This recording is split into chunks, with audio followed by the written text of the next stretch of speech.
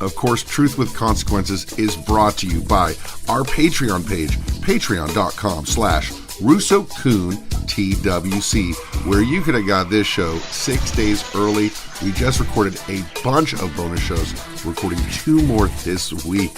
Vince and I are always busy trying to give a bunch of stuff to the Patreons. And also, we're sending out merch this week. And next week, we're going to do a lot more shout-outs for our Super Bros and above. Be part of the family. Support the only blackballed wrestling podcast in the world, Truth with Consequences. Patreon.com/RussoCoonTWC. Welcome to Truth with Consequences. Vince Russo, last week you talked about how you would book the WWE in the wake of WrestleMania, and the people liked the show. People liked your ideas. I'm not so sure people were very excited about the Raw and SmackDown that took place after WrestleMania. Oh gosh, yeah, bro. Like not only the Raw and SmackDown that took place after WrestleMania, but the shakeup. Now we're 2 weeks past WrestleMania now, and it's like, guys, I mean, I don't know what to say, man. It's like, just guys, come on, man. Like, come on, man. Now, one thing I wanted to touch on is something that happened on our episode previous to last week's episode, which was on the Russo Bischoff April 10th, 2000 Nitro, where Bischoff and Russo combined together to change the world. And we did a show on it, and Bischoff did a show on it, and Schiavone did a show on it. And in the Bischoff episode, he talks about Mark Madden, and he talks about how you may have threatened to fire Mark Madden if he didn't go through with an Angle getting beat up by Tank Abbott. And you had a reaction to that. Well, first of all, bro, somebody on Twitch smartened me up, because I don't listen to Bischoff's show. And they smartened me up. And like immediately as soon as I was smartened up, I'm like, bro, like, that never happened. Like, never happened. I mean, that is so far from the truth. But Matt, there's always with me, okay, bro, it was 20 years ago. Did I forget? But Matt, you always have to understand, when I hear something like that, here's the first thing I look at. Like, first it's like, okay, I know that didn't happen. Then it's like, okay, bro, it couldn't have happened for these reasons. I always go to logic, Matt. Number one, I was the writer of the show. I did not have the power to fire or hire anybody. That's J.J. Dillon. That's talent relations. Or at that time, if J.J. wasn't there, it would have been Terry Taylor. I never hired or fired anybody in my life. I was a writer of the show. That's number one. Number two, who in God's name would I have replaced Mark Madden with, like, as an announcer? That's number two. Number three, bro, that is so totally not in my character. That's somebody who is an egomaniac, who gets off on having authority and being a boss and bullying people around. That is not me. So I do what I always do. I went right to the source. Me and Mark Madden, we follow each other on Twitter, and I DM'd Mark. And, bro, I was very thankful, because I know Mark is in the midst of the Penguins playoffs. And I'm like, you know what, bro, he probably won't get back to me, but hopefully he does. So I emailed him. I said, Mark, did this happen? I said, bro, like, I'm 100% positive this never happened. And Mark wrote me back and he said, no, Vince, it never happened. He said, you called me that week prior to the show.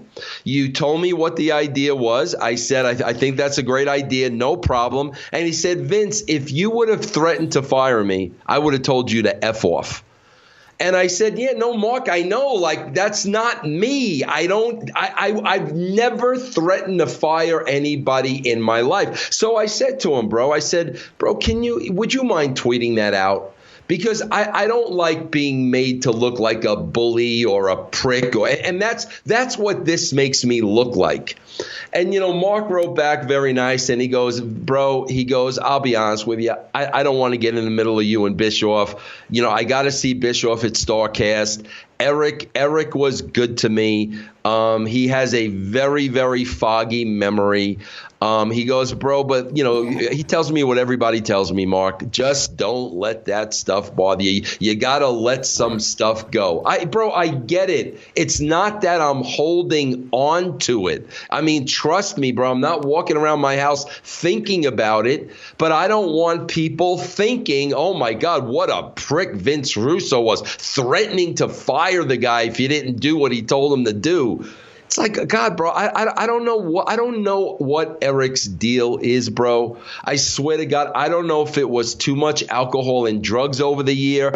I don't know if he's doing it blatantly. I don't know what it is. But like, there isn't even, one seed of truth to that story whatsoever. And for those of you who are doubting this story, I've seen the DMs. The DMs, Vince Russo sent me the DMs, and they happened exactly as you said. So that is settled. If there's any reaction to that, I don't know why there would be, because Mark Madden confirmed that that story was not true for whatever reason. But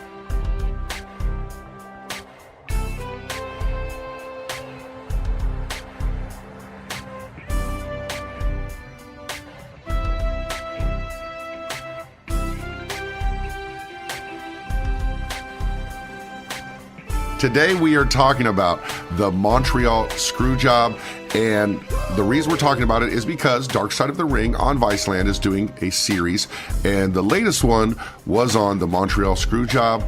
After all these years, it's still going on. Let's not ask you the generic questions. Well, Matt, let me give you a little background on this. I don't even know if you know this or not. Okay, it's so funny, bro. Viceland contacted me.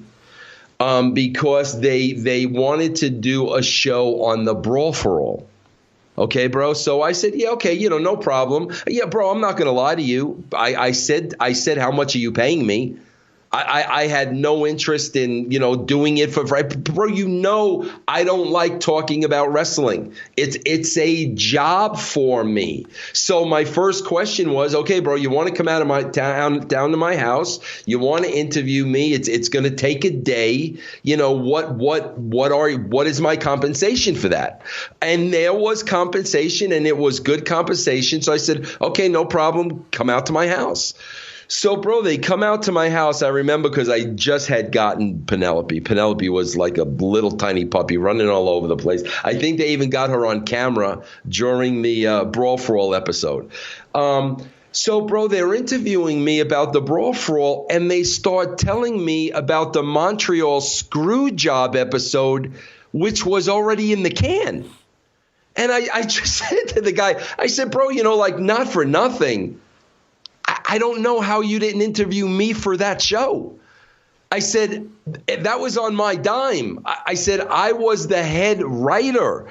I said, I was involved in significant things. I said, bro, I don't care whether you interview me or not.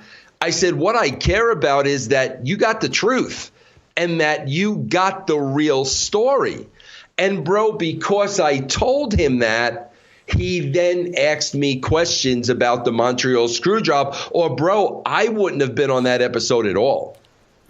Did you ask for some more money to be on that episode? Okay. No. You were on, of course, they're going to have a Brawl for All episode, Viceland, and you are, it devolves into more Russo Cornette stuff, I guess, because people like that. But we're just going to go through the Montreal Screwjob. We're going to go a little bit over what Cornette said. But the reality is we have done our best to kind of end that situation with you and Jim Cornette. But if something so widespread as this TV show is on, I think you probably owe it to yourself and everybody to react at least a little bit. When we talk about the Montreal Screwjob, how did the wrestling industry change as a result in your eyes? Did it have a wide-ranging, effect? Oh my God, bro! At the time, Matt, as horrible as that day was, and as regretful as that day was for me, and how much as I wish that day never happened, that day changed the course of the WWE. It changed the course of professional wrestling for that time. I don't know if we ever would have got to where we got during the Attitude Era if that had not taken place, and that did not happen. That, without a shadow of a doubt, back then, mid 70s to mid 90s to late 90s, definitely changed professional wrestling. I'm going to take you back now, Vince, to October of 1996, where Bret Hart is thinking of leaving the WWE, and Vince signs him to this kind of infamous 20-year contract where I guess eventually he would become very involved in booking. He would become kind of a lieutenant, according to Meltzer. He'd get this 20-year contract. What do you remember about the thought of Bret leaving at that time, and that him signing this huge long-term contract that had never even been in reality before for anybody else? Yeah, no, first of all, bro, again, this is where, I never, stuff that I don't know about, I'm not going to pretend like I do. I don't know what was in that contract. Vince never said to me, oh, Bret's going to, start being involved creatively, like Meltzer. I mean, he never said anything like that to me. I never asked, none of my business. I was happy, bro, I'm a Bret Hart mark, through and through. So the deal was good with me. I wanted Bret to work there for the next 20 years. But as far as what the deal consisted of, I honestly do not know what was in that deal, bro. What about the mentality at the time around the company? People are leaving. People have left. You saw Nash and Hall and DiBiase and Piper and all these people, and now the rumors are swirling that Bret's going to leave. Was it a big relief when you guys heard that Bret was staying? Was that a big deal at the time? Oh man, bro, I'm not, bro, I'm of the mindset, bro, and I was always of the mindset. I'm sure it was a big deal to other people, but it really wasn't a big deal to me. Because I mean, to me, bro, it's like, bro, you've got the talent there. You've got talented people there. You've got great athletes there, bro. You can get anybody over. You can make somebody, nobody will ever fill Bret's shoes, but you have so many people there to make them the next big star. So to me, it was never, oh my God, if we lose Bret Hart, we're done. But it had nothing to do with Bret. That could have been anybody in that sentence. But I'm sure there are a lot of people who, were surrounding Vince at the time that felt that way. After signing this contract, he is a top babyface until McMahon asked him to turn heel.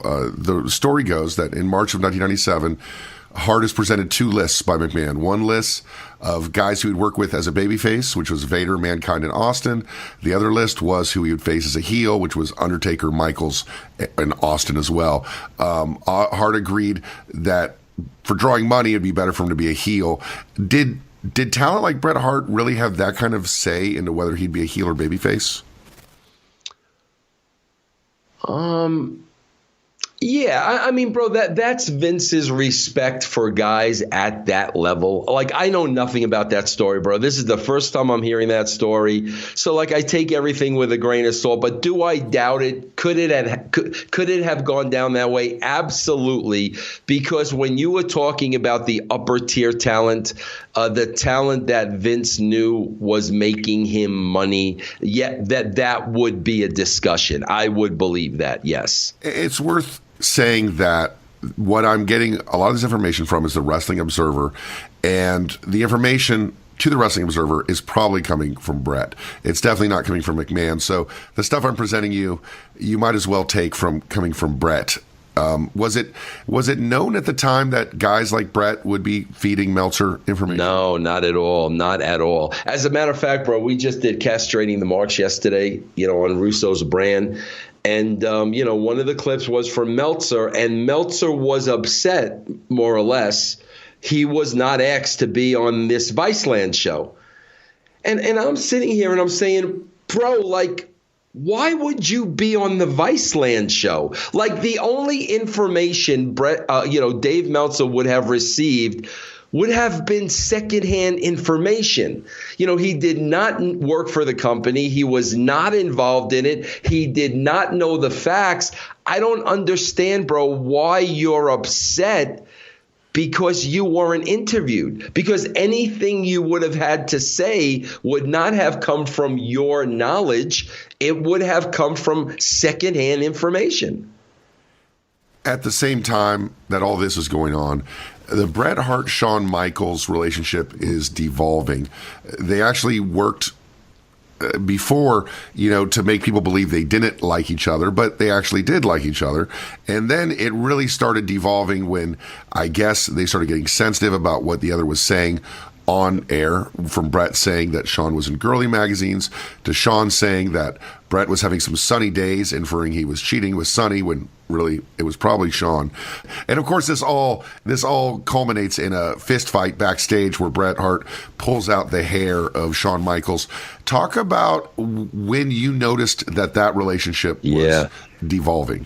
Bro, it went over the line without a shadow of a doubt with the sunny days comment.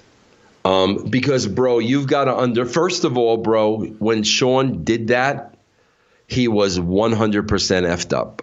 100% effed up. I was there. No doubt about it, bro. Whatever pills he was taking, whatever he was doing, he was effed up. And he made that comment. And now, bro, I'm sitting back and I'm saying, bro, Bret's a married guy with a family, bro. That's, you can't say that. As far as when it comes to the etiquette in the locker room and the boys, that is crossing the line. And, bro, I got to tell you, for as much as, again, I've seen so many Sunny interviews, And, bro, everything with wrestlers you got to take with a grain of salt, everything. And she claims nothing ever happened between her and Bret. And I kind of believe that. I mean, because, bro, I know somebody else. I know another female that had like a relationship with Bret and nothing ever happened. So, like, I believe that. I believe nothing ever happened between Bret and Sonny. I really believe that. But when Shawn said that, bro, and he crossed the line and Bret's a married man and Bret's kids are watching the show, bro, I mean, it was on. I mean, that was it. Were you there during the infamous fist fight? Were you around? Did you hear Yeah, about no, it when it bro, I'll happened? tell you exactly where I was, man. Exactly where I was. I was in, we were on the road. I don't remember where. I'm not that guy, bro. I can't tell you where. I know Bruce could. I can't. But, I was in Vince McMahon's makeshift office. It was just me and Vince, do whatever we were doing. It was just the two of us.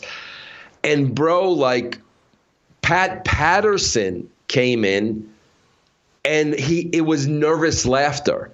He wasn't laughing. It was like, I can't believe like what just happened. And it was like a nervous laughter. And he told me and Vince right there at the time, Bret and Shawn just had a fight in the shower.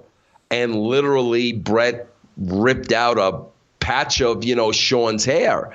And then that's when I realized, like, holy shit, bro, but I'm not going to lie to you, because as a writer, I'm always thinking angle. And I'm thinking, man, bro, if this heat is real and they're professional enough to transfer this heat to TV, this could be something I really, really could work with. So that's what I'm thinking. That's just my knee-jerk reaction. You talk a little bit about Shawn Michaels. You said Shawn Michaels was effed up. Bret, this all kind of takes place where Bret just doesn't want to lose to Michaels that night in that place. Was Michaels really building a lot of resentment from everybody, not just Bret? Yeah, he was. He was, bro. And bro, again, he was not in sound mind. He'd be the first one to tell you this today, bro. He was so effed up at the time. And yes, bro, I remember a freaking incident at Madison Square Garden, man, where the freaking Harris brothers got Shawn in a room by himself and jacked him up and were going to kill him. Shawn at the time was not Taker's favorite person. I mean, he was creating a lot of issues in the locker room, bro. So if he's so fucked up and he is so messed up, why have him around? Was he that valuable in the wake of the Monday Night Wars? Was it because of what was going on with WCW and that you guys were in a war that you would keep around somebody like that? Why not send somebody like that home? Well, I mean, bro, eventually we did. Eventually we did because we had no choice. I guess, bro, we wanted to believe that it was something we could control and we could handle. Bro, like when it came to disciplining Shawn, like I'm not involved in that. Like I'm writing the show. I don't know what how Vince is dealing with Shawn. I don't know how Talent Relations is dealing with Shawn. I'm not that part of management. So like I'm not sure how they're dealing with Shawn. I'm writing the show, bro. So like I can't say, oh, well, you guys should just send Shawn home. I'm the writer of the show. Like that's not my decision. So like I don't know how Vince is handling it. I don't know how Talent Relations is handling it. I'm just writing the show and Shawn's there and I'm writing the show.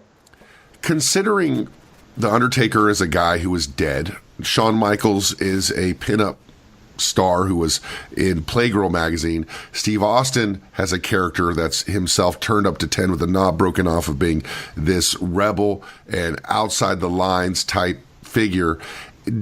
Compared to those other three, was Vince falling out of favor with the more bland character of a Bret Hart? Or were you? Nah, bro. Here's what, bro. It's like, bro, you know how like, you got I'm going to go back to baseball, bro. You got a baseball team and, you've got these guys that have standout years. but you got the guy there every year. You got the Joey Votto. He's going to hit 300. He's going to get on base. He's going to hit, X amount of home. You got the steady guy that's going to come to work every day. That's going to be consistent. Because of the Hart legacy, bro, I know that's how Vince looked at Bret. I knew Vince looked at him as a professional. I knew Vince looked at him as, somebody he could trust, somebody he could depend on. And he was 100% right about all those things. The story goes that in September of 1997, on a Raw taping at Madison Square Garden, McMahon and Bret had a meeting, and McMahon told Bret they were going to intentionally breach his contract because he couldn't afford it, and that Bret should go to WCW and get the best deal he could from Bischoff. Yep.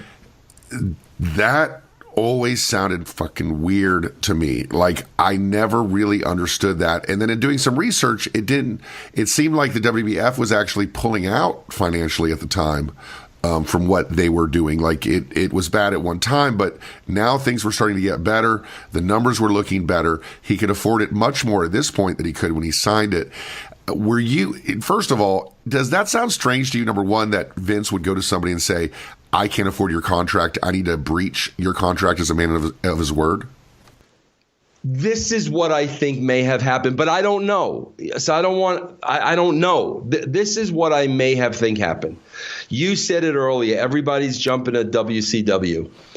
Vince does not want to lose Bret for all the reasons I said, bro. He knows what he's going to get out of Bret. He's got a relationship with Bret. Bret is very reliable. Bret is very honorable. He doesn't want to lose Bret. Bro, I think it was Vince who said, I'm going to give him this 20-year contract. And I think, bro, after he did that, I guarantee you it was like financial advisors and it was other people that said, Vince, like literally, here are the numbers. We can't afford to pay him this money. That's what I really believe happened, bro. I really believe Vince did not want to lose Bret at any cost, and he offered him that deal on his own. And then all of a sudden, when they start looking at books and looking at numbers, it's like, bro, like, we can't afford this. It can be a little frustrating, especially if you're in a hurry or running late, to find yourself at a railway crossing waiting for a train. And if the signals are going and the train's not even there yet, you can feel a bit tempted to try and sneak across the tracks. Well, don't, ever. Trains are often going a lot faster than you expect them to be, and they can't stop. Even if the engineer hits the brakes right away, it can take a train over a mile to stop. By that time, what used to be your car is just a crushed hunk of metal, and what used to be you, well, better not to think about that. The point is, you can't know how quickly the train will arrive. The train can't stop even if it sees you. The result is disaster. If the signals are on, the train is on its way, and you just need to remember one thing: stop. Trains can't. And so, you believe that could have happened to the extent McMahon would have felt so bad about it that he would have said, all right, Bret, go negotiate with Bischoff, go see what you can get. Bro, you got to understand, this is Bret Hart. This is, Vince had a relationship with Stu, the entire family. They were there for a long time. Yes, I 100% can believe Vince feeling bad. Bro, he couldn't live up to his word. You're talking about Vince McMahon. Bro, when Vince can't live up to his word, bro, that's going to definitely have an effect on him. There's a 30-day clause in Bret's contract when it ends about reasonable creative control. Of course, we've all seen what's happened with Dean Ambrose on his way out, and it's what they say, the time-honored tradition of being so quote-unquote jobbed on your way out. Bret had a 30-day clause in his contract for the last part of his contract that said that he had reasonable creative control, where, he wouldn't be buried on his way out, according to Meltzer. Did that come into your creative at all? Did that come into meetings with you at all, that we got to run this by Bret? Not at all. That wasn't going to happen, bro. Not at all. That was never going to happen. Absolutely not at all. Bro, we all had such a great respect for Bret. That was not going to happen, bro. When did you first become aware that Bret was going to leave the company? Bro, when I heard exactly what you just said, and bro, I did an interview with Bret. Bro, I'll never forget this as long as I live, bro. This is the start of the Raw magazine. And right at this time, I wish I had it to read. Bro, it's got to be online someplace. This was a shoot interview with Bret. And Bret talked about his conversations with Eric Bischoff in WCW. And he talked about all this, bro. This had never been done before. And, bro, this is typical Bruce Pritchard. When I did something in the magazine, it had to go through Bruce first. So, bro, I did this shoot interview with Bret Hart, okay? And this is the first time you're talking about WCW. He's talking about Eric Bischoff. He's talking about all this shit that went down. Bro, as I'm interviewing him as a wrestling fan, and I'm still that way today, I'm like, bro, this is great shit. Like, this is the stuff that people want to know. This ain't the fake wrestling bullshit. This is real life. So, bro, I wrote the interview as is, and I brought it up to Bruce. Okay, Bruce could not wait to bring it to Vince. Okay, bro. So I'll never forget, bro. I get called up into Vince's office. He's got the magazine on his desk, and he had whatever he had on his desk, bro. My right hand to God, bro. Listen, when I don't remember something, I say I don't remember. There are very significant things I remember, and this was one of them. Vince took his arm, bro, cleared everything off his desk, got red in the face and says, "What are you trying to do? Are you trying to put me out of business?" And bro, I was so naive, and I never sat there and calculated my response to Vince ever. And I remember I said to him, bro, "No, Vince, I'm trying to keep you in business. This is the stuff that people want to read about. This is the stuff they want to know." By shooting, and by the way, somebody told me yesterday that Jim Cornette has actually said, I did not know what a shoot was. Like in 1997. So I'd been working with the company for 5 years. I didn't know what the word shoot meant. But anyway, I said, "Vince, this is what they want. This is what they want. The days of the fake, phony bullshit stories. This is real life. This is what they want." God, bro, I can't see again, bro. I can't remember. I'm almost sure the interview ran. I think the interview ran. I think I convinced Vince to run the interview. I can't say 100%, but yeah, bro. I mean, and Bret, we talked about everything. He did not want to go. He did not want to go, bro. He wanted, that contract to stay intact. He didn't want to go to WCW. He didn't care about the money. He didn't care if Bischoff. It wasn't about the money. Bret wanted to stay in the WWE. He could have cared less if he could have got twice the amount of money from Bischoff. He did not want to go. The decision is made that Hart is going to also work with Shawn Michaels. And Michaels, according to Meltzer, told both McMahon and Hart point blank that he wouldn't do jobs for anyone in the territory. And we've also heard a story that Bret has told where Bret said, "I don't have a problem working with you, Shawn. I would do the job for you." And then Shawn turns around and said, "All due respect, but I wouldn't do the same for you." And that is the trigger to why Bret wouldn't want to lose to Shawn eventually. But let me ask you this. Everybody says Bret Hart's a mark for himself. Bret Hart's a mark for the title. Bret Hart's a mark for the real character Bret Hart. If Shawn Michaels is having a meeting where he's saying, I'm not jobbing to anybody in the territory, isn't Shawn Michaels a mark for himself too? Yeah, bro, I disagree with that so much about Bret, bro. I hear that all the time, and I say bullshit, bro. Bret was a very proud individual, bro. He was very, very prideful. He was not a mark, bro. I say when I think, bro, you hear me say all the time, the marks have made it to the ring.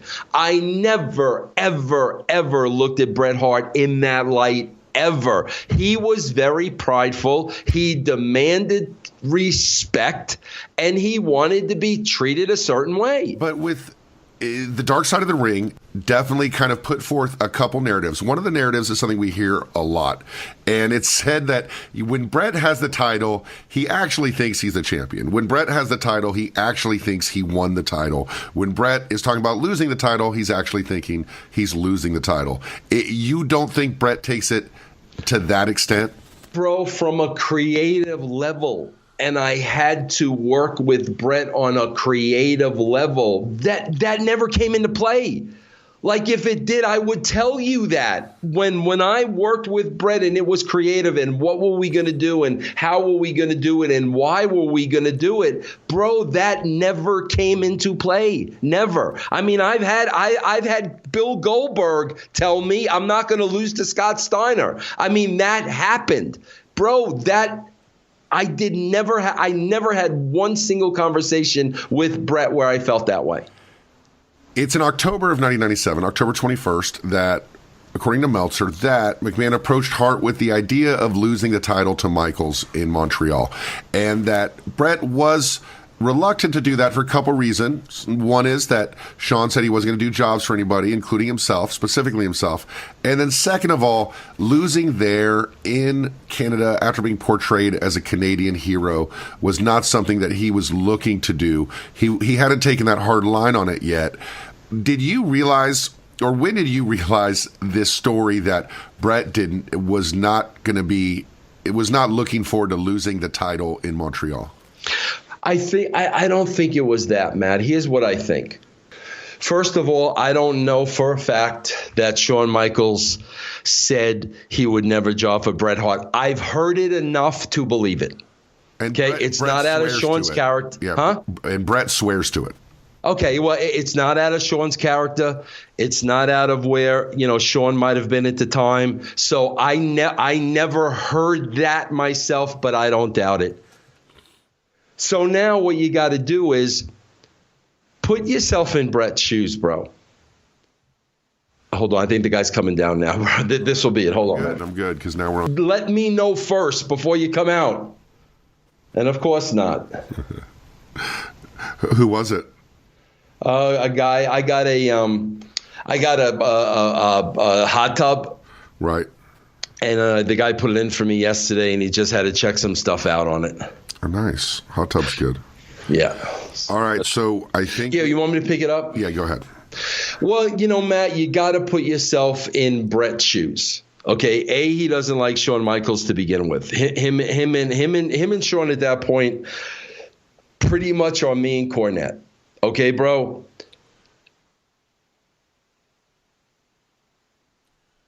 Think about it. This story's kind of getting out there. The situation between him and Shawn, the stuff Shawn's saying about him, never jobbing, et cetera, et cetera, et cetera. Bro, I think the overriding thing was it was very important to Bret how he was looked at in Canada. And his reputation was very, very important to him.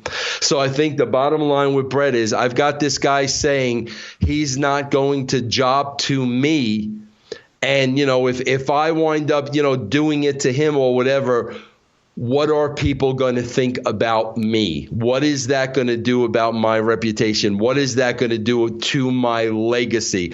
I think he was really concerned about, bro, the way he was going to be perceived, because I think that was very, very important to him.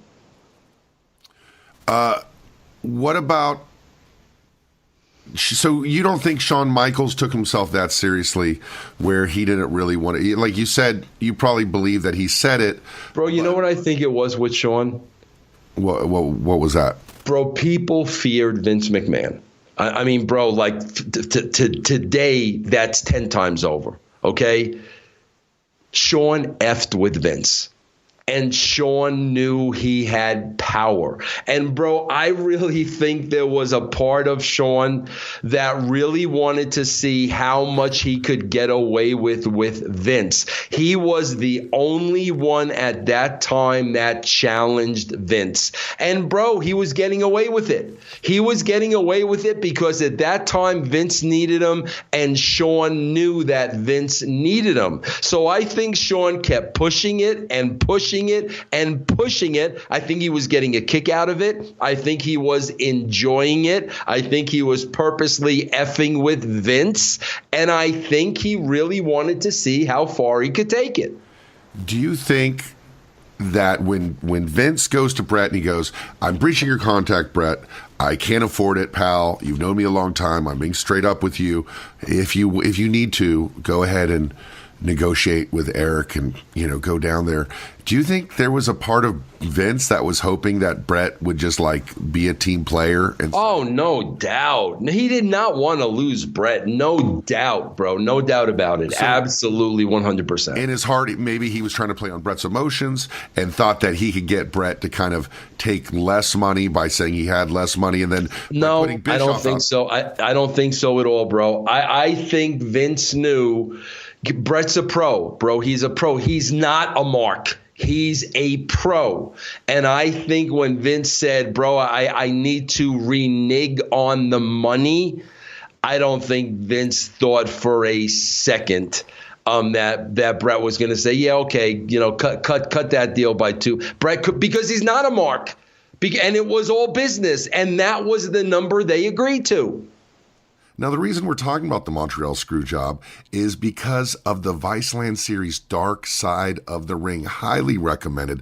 Lots of great episodes coming up. This past week's was on the Montreal Screwjob, and we're doing our show this week on the Montreal Screwjob. But coming up tomorrow is the episode on Bruiser Brody. And a person featured in that and also narrates the entire series is Dirty Dutch Mantell. And Dirty Dutch Mantell will be on Total Engagement with Matt Kuhn on Wednesday to talk about Bruiser Brody, to talk about the Viceland series, to talk about anything he damn well pleases.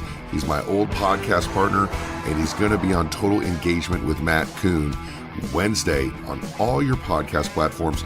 Last week we didn't have a guest, so I got real deep into the Montreal work thing, and people don't like it because people don't like questions being raised. I just wanted to ask a few questions. That was a great episode, but don't miss this week's episode with Dirty Dutch Mantell and Matt Kuhn reuniting again and talking about Bruiser Brody and the Dark Side of the Ring on Viceland.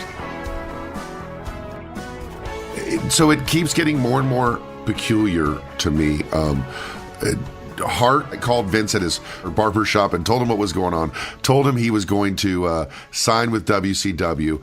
It says that Bret has mixed emotions. It also that McMahon kind of goes back and forth a little bit as to wanting to sign Bret, but it ends up with Hart signing with WCW.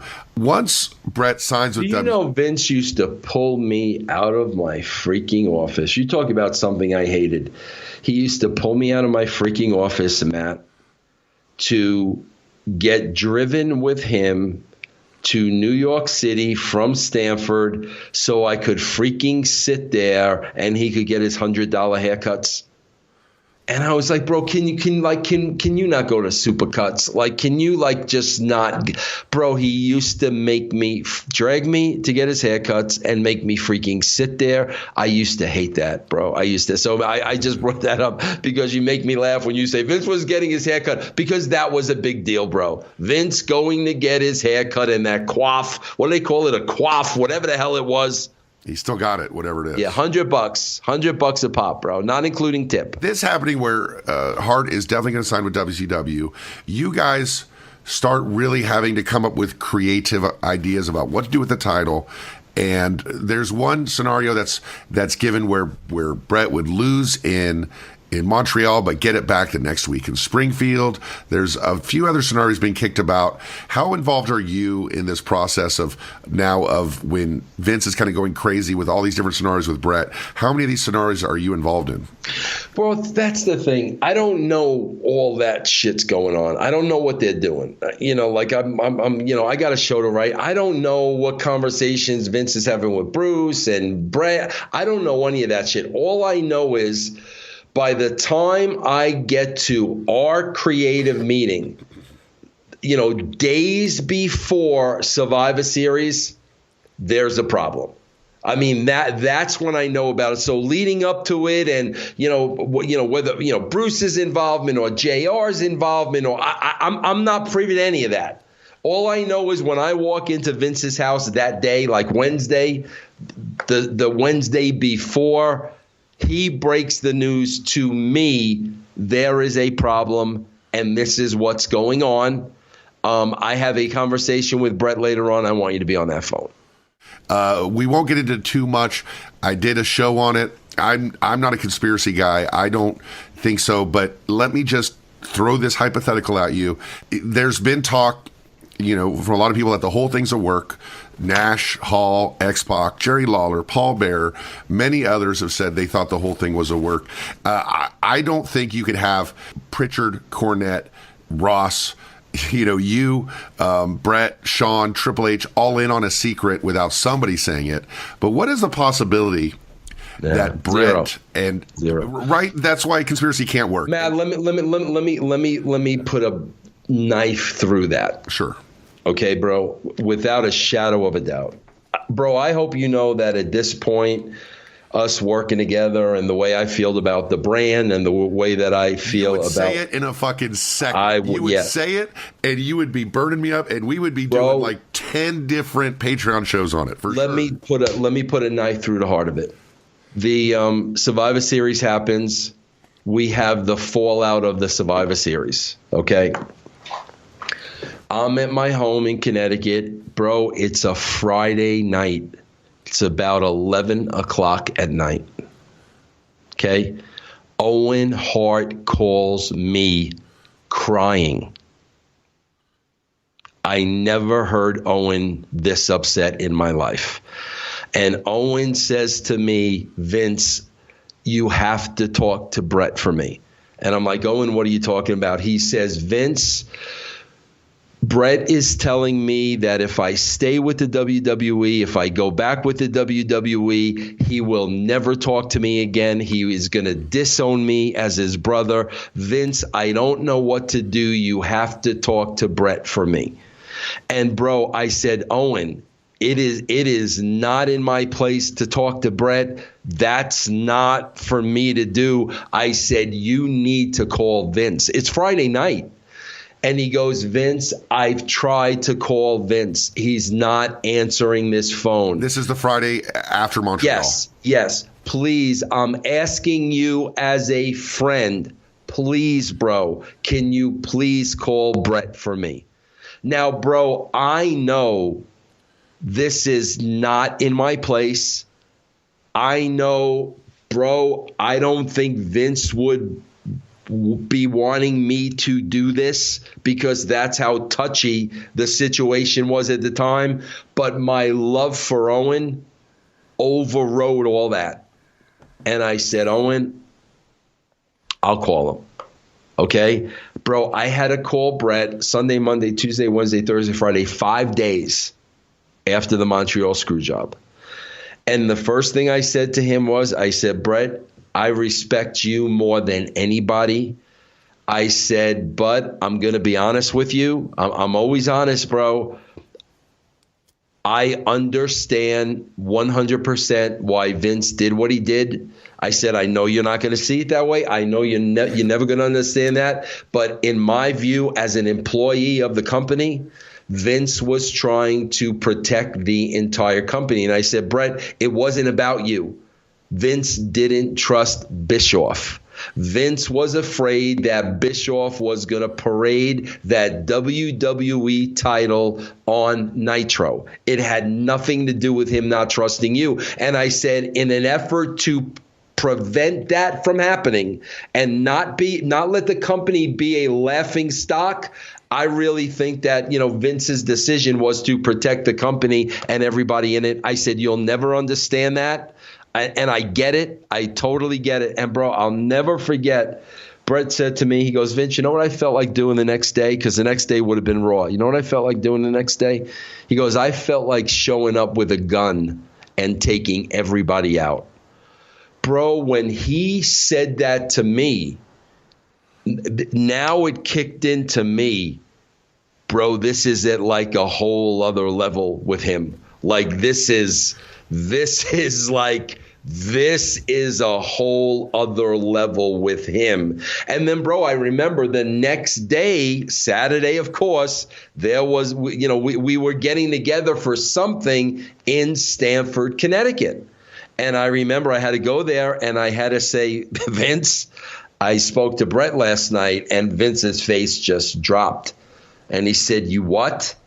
And I said, I spoke to Bret last night, and I explained everything that happened. And Vince was really more interested of where Bret was, because there was no communication with them between Sunday and Friday. And I told Vince about the line, bro, like, this is where Bret is. You want to know where Bret's mind is? This is where it is. So, I mean, Matt, if anybody thinks that's a work, and Owen called me, working me, and then Bret's giving me that line, I wish it was a work. I wish it was a work. That kills it, right? Because Bret's that upset. Absolutely, bro. When he said that to me, I knew I had to end the conversation, because I'm like, bro, he's not. Right. He literally at that time was not in sound mind. So I was like, I can't have a conversation with him, bro. He's gone. With everything at stake and the pride of these two guys, Vince McMahon and Bret Hart, just want to put a bow in this whole idea. If it was just Bret and Vince, if it was just those two who figured out this is the best way to save face for Bret, save money for Vince, make money from WCW, and Bret will see you maybe 2 or 3 years down the road, and then Bret works everybody. He works his brother, he works his wife, he works everybody. You don't see that being a possibility, and then working you on the phone. Not at all, bro. And, bro, can I tell you why? Freaking Owen would never do something like that. You don't think he would work Owen, Bret? No, not at all, bro. Not at all. No, bro. This was very, very, very, very real. Very real. Bro, this changed my relationship with Bret forever. I mean, if this was a work, Bret would be cool with me. Bret's not cool with me. And this is a part of it. This changed my relationship with Bret forever. Putting all the work talk aside, I think it's an interesting subject, but I think you've talked about it in a very... What is a work? I don't know what a work is. What is a work? Oh, that I heard that you don't know what a work or a shoot is. That's Explain that to me. Is a work? A work is like made up? Yeah, a work is made up and a shoot is real. Is real. Okay. Right. So, like, I am a working podcaster and I'm a shoot music teacher. All right. I like that. There we go. So, at this point, all this stuff aside, this is very real to Bret, and they have this conversation about maybe, working it in a sense of having Bret show up the next night with a black eye. And then he started to talk about, how this would end up. And there's a quote that's happened a million times. There's a quote that's been said a million times that Bret said he would not lose Shawn in Montreal, but he would lose the title to Steve Lombardi, the Brooklyn Brawler, because before he would lose to Shawn in Montreal. Yeah, I would believe that. You said something earlier that I think a lot of people object to as a fact, which is that Vince was afraid that Bret would show up on WCW TV with the title, with that being an impossibility in a couple ways, because number one, the lawsuits that took place in the wake of Medusa's deal, and also the fact that the contract wasn't over that night. He still had time left on his contract that he could wrestle and lose the title. Was there a feeling that Bret could show up on WCW TV with the title? Bro, I can't speak for all those guys. 100% with me. I knew Bischoff was a dick. I knew Bischoff was a dick. I knew Bischoff was a manipulator. Bret could be manipulated. Bret could be worked and Bret could be manipulated. I mean, bro, being in that situation at that time and where Bret's head was at, and he was so fragile and emotional at that time, bro, there was no doubt in my mind that Bischoff could have freaking worked Bret, said the right things, and make that happen. Bischoff wouldn't have given a shit about a lawsuit. It's not coming out of his pocket. Let the Turner lawyers handle that, bro. This will be great for us. There was not a shadow of a doubt in my mind. Not at all. How does this play into the fear that you have of Bret Hart showing up with the title in WCW? How does that reconcile itself with this feeling that Bret Hart is a stand-up guy? That Bret Hart is this guy? That's how good Eric is. That's how good Eric is, Eric's bro. Yeah. I'm shooting with you straight. That's how good Eric is. If Eric has Bret Hart in an emotional state like that, bro, he could have worked circles around Bret to get what he wanted, in my opinion. In a battle of wits, Bret and Eric, Bret is not up to that level. No, bro, no. And I think that's demonstrated in the way that Bret was portrayed in WCW. Because he allowed that to happen. Exactly. I mean, was he convinced by Eric it was good? I mean, he allowed it to happen. That's exactly what I'm saying, Matt. And with that WCW run also, do you think maybe a lot of this, and by the time you met him, or you saw him again a couple years later, would you say a lot of that the wind had been taken out of Bret's sails? Oh, God, he was deflated.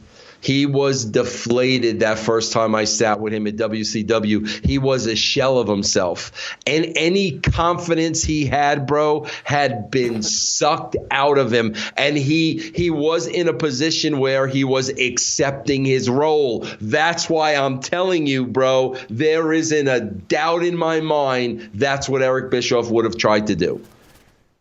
The creative, correct me if I'm wrong, but the creative committee, so forth, has been compartmentalized at this point to just be you, Cornette, and McMahon. Is that it? That's it. That is it. The three. What a functional group that was. Oh, tremendous, bro. Tremendous.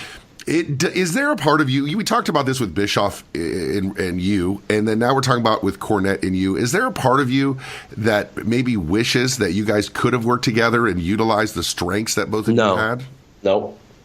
No. Is that a personal thing or is that a professional thing? They don't get it, Matt. They don't get it. They don't get it. Eric Bischoff, Bruce Pritchard, Jim Cornette, I can go on and on and on and on. They're in the wrestling bubble ilk. They don't get it. They don't understand where I'm coming from. They still have no idea how 10 million people were watching the Attitude Era. They don't know how that happened. They don't have a clue, bro. So a lot of it is on me, because when I'm sitting there with people like that I know are entrenched in the wrestling bubble, I get very frustrated because it's like you don't know what the F you're talking about, bro. That's bad, phony, fake wrestling. Nobody like me is going to buy that. And they don't see it, bro. They don't see it. Okay, but here, can I be honest with you, Vince? Yep. This is why people hate you. This is exactly why Cornette hates you, okay? Yep. Here's why. Because when you say they don't get it, when you instead of saying I have some ideas, instead of you saying I'm Vince Russo and I have some ideas that are newer and fresher and they could really help everything, what you're saying is everything you think is shit. You're dismissing, an entire history of professional wrestling. Now, I know you're saying they're in the bubble and they think a certain way. No, I'm not. Wait a minute. I'm not doing that, bro, because that's how it comes off. Big John Studd did not act like a cartoon character. But I'm talking. Okay, King Kong Bundy did not act like a cartoon character. Bruno Sammartino did not act like a cartoon character. So no, it has nothing to do with that, bro. It has nothing to do with that. I guess what I'm talking about is when you're talking about Cornette and when I'm saying why couldn't you work together, and you're saying he didn't get it, meaning everything he thought. This is what it comes off to him, because I've heard him say this, that Cornette says he didn't believe in what we did. He had no respect for what we did. And that's how it comes off when you say you don't get it and I do. Everything that you... No, but Matt, you got to understand, I'm not talking for me. I'm talking based on the numbers. It's not about me. It's not what I like. It's not what I think. And that's where my frustration comes in. The frustration comes in where it's like, guys, here is the proof. Here are the numbers. Why do I have to try to convince you week after week after week after week when the numbers are right here? That's where the frustration, Matt, comes in. Because it's not about me. But it's not what I like and my ideas. This is what the people are freaking telling us. What don't you understand? It comes off as you using it as a way to aggrandize yourself. Well, you should use the facts. What else do you have but the facts? The only facts you have are the numbers. That's everything else is an opinion. The only fact you have is the number, Matt. The other side is, you said you were never calculated with McMahon, and I think McMahon responds to that. I think he responded to that with Shawn Michaels, right? He respected and liked people who didn't fucking didn't kiss his ass a little bit. And so you took that approach, and you've probably always been like that, because we talked about how your dad was and how you wanted to be. And you've always been like that. But when other people, like a Cornette or even a Pritchard or a Bischoff, it might have served you better to be more calculated, and because it comes off as disrespectful. And that's when you look at the hate that a Cornette has for you, it's so out of whack. But when you think about that, he comes from a viewpoint that guy did not respect anything I do or anything that I'm about. Do you see that maybe you could have been more calculated in your talking with them to maybe not come off in such a way that they would dislike you so much? Matt, listen, you got to understand something. And I think we've been working a lot together for a long time now, and I think you can see it. I think when I tell you this, you can see it. I start that way, Matt. That's how I start. But it doesn't get through to them. And you just get more bro, it's off. Like now, bro, let's look at the situation now. They lost 1 million viewers, the show after WrestleMania, from last year. And I've been saying for the last 5 years, guys, do you not see? Do you not hear? Do you not listen? Do you not watch? I start that way, Matt. Then I get very, very, very frustrated, because it's like, guys, what I'm saying is backed by data. It's backed by proof. It's backed by numbers. But yet you want to ignore all this, and you just want to do it the way it's done in wrestling, and you're ignoring all this. So Matt, I start that way. Trust me, I do. But then I get very, very, very frustrated. And that's where it gets to, what don't you understand? And what don't you understand is, these are the numbers. What don't you understand about these numbers? What don't you understand? Now, at this point in 1997, in November 1997, I'm not sure those numbers were there yet, but your confidence was there, because you're in meetings with Cornette and with Vince on Creative for the Week. You said you were very honest on the dark side of the ring, where you said it was basically arguing, but it was basically you and Cornette arguing. What were the things going on that week in Creative? Was there more? Was it busier than it normally would be the week leading up to a pay-per-view? No, not at all. It was business as usual, bro. It was the same thing every week in, week out.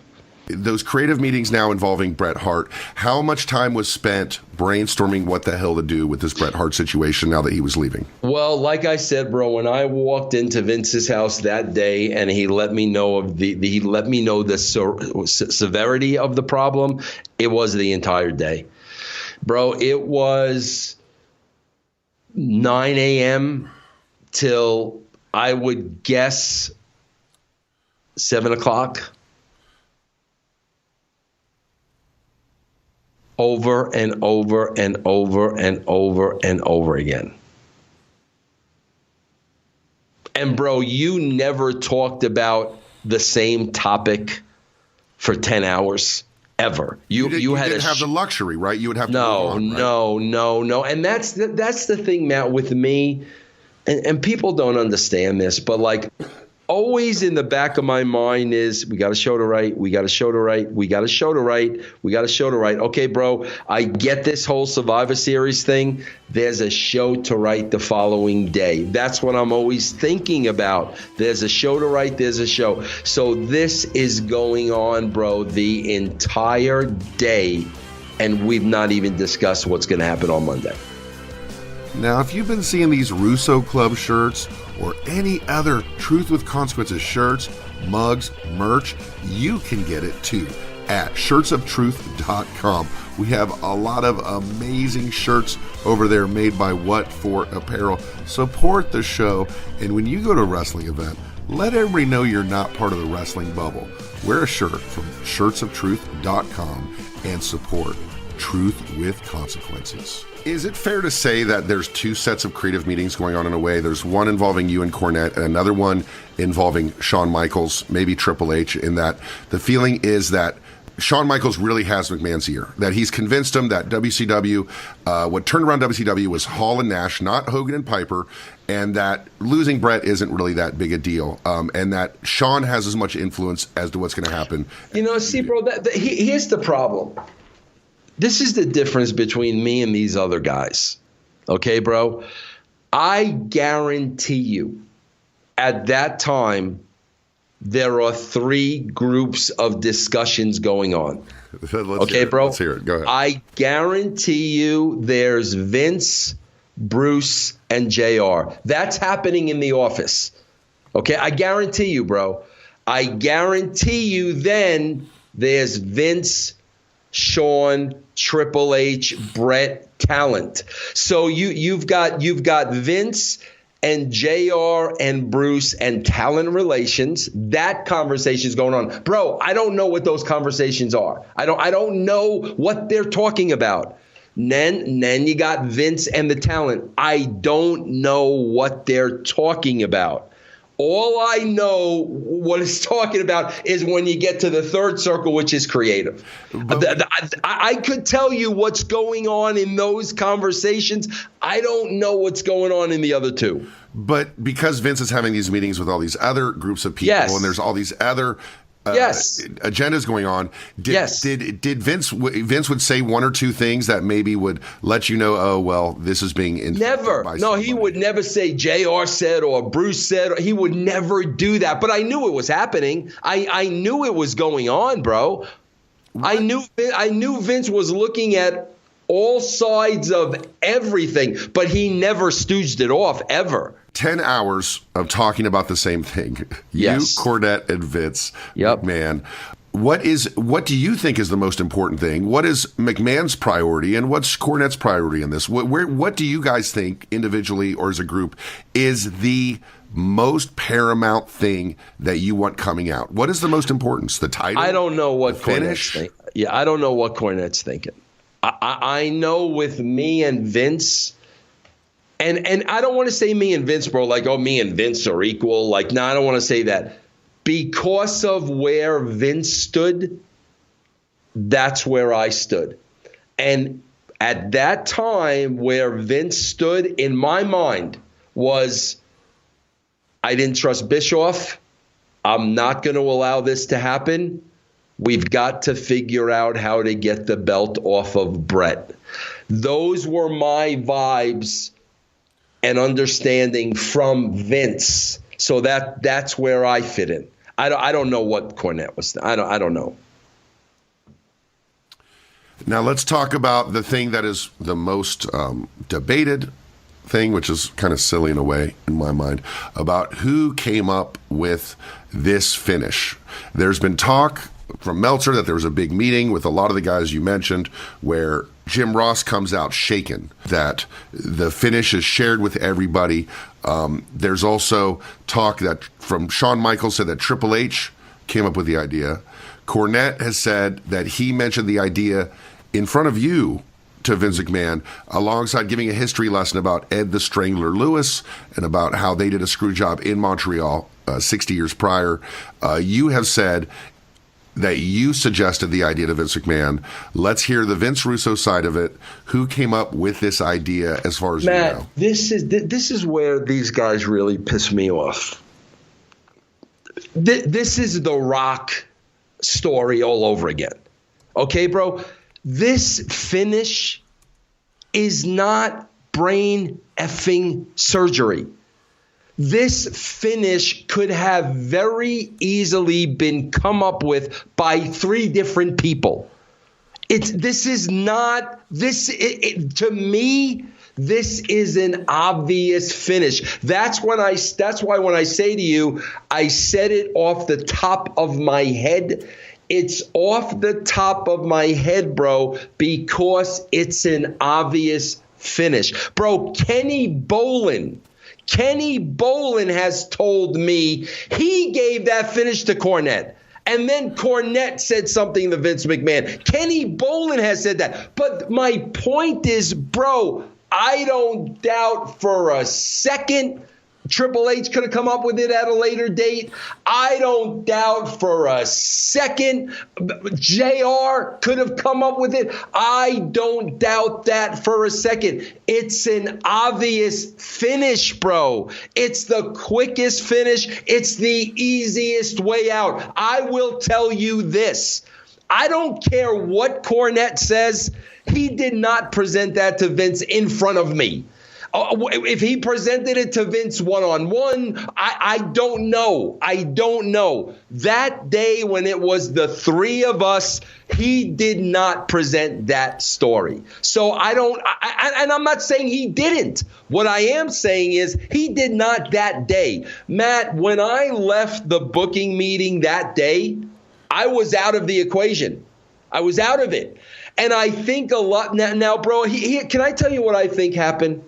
Yeah.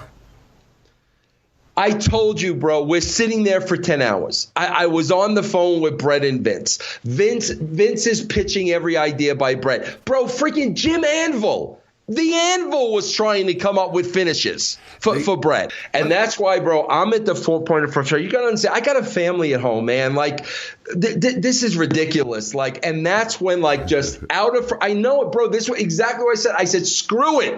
I said, screw it, bro. I said, have freaking Sean put Bret in the sharpshooter and have the referee call for the bell. Just like that.